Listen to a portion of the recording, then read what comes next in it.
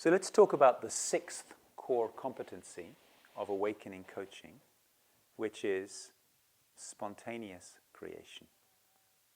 And let's talk about how that works. Most of the time, you could say the default setting for human beings is to be feeling some kind of sense of lack, a sense of something missing, of needing something, and then to try to fulfill that sense of lack outside of themselves. So, for example, we might have the feeling, I'm not happy. I want to be happy, and I don't feel completely happy. So, then we have the idea, perhaps with the help of some advertising, well, if I had a bigger, better house, then I would be happy. If I had the right relationship, then I would be happy. If I had 2.4 kids, then I would be happy. If I drove the right car, bought the right barbecue, went on vacation to the right place, ate in the right restaurant, smoked the right kind of cigarettes, whatever, then I could be happy. So our default setting is to try and rearrange the circumstances of our external life so that we can then generate this frequency of happiness. Well, and the same thing applies, of course, to we feel powerless. So if I could just get the right position in the organization, then I'll feel powerful. We have the feeling of separation or isolation. So we feel if I could just get the right relationship, then I would feel connected. Well, there are really two possible outcomes when we try to rearrange the external circumstance to get these results, these changed states in ourselves. One is, which is by infinitely the most common thing, is that we try and we try and we try to rearrange the external circumstances, but we don't succeed. So this is true, for example, of what is often called manifesting, or the law of attraction. If you're honest about it, most people who attempt to practice in this way are unsuccessful.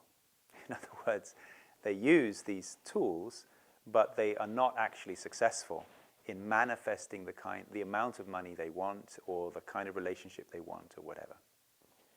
A few people are successful, and those are most generally the people who are making the DVDs and selling the CD set, because they're successful by selling the products. But you see, some people are successful in manifesting the right external circumstance. But then you are faced with a much deeper problem. Because now you've been successful in your manifesting, you've got the house, you've got the right car, you've got the right relationship. And now you are faced with the difficulty of what happens when the honeymoon wears off. When you've got used to the car, it no longer gives you a rush when you get into it. When you've got used to the new spouse, you're married now, but you're no longer in love. And you realize that the very challenges you were facing that you thought would be alleviated through the relationship are still here. You get the right job, you climb the corporate ladder, and then, as my friend and wonderful example, Fred Kaufman, he's a business consultant, he says, so many people climb the corporate ladder, and much too late, they realize that the ladder was leaning against the wrong wall. So you make your way up through the echelons of the corporation and discover that life at the top is really much more fun than it was before you got started. This is a much deeper despair than not fulfilling your dreams, when you fulfill your material dreams, but you find that you still don't have the happiness that you thought you would get. You still feel powerless. I've worked with all kinds of business leaders in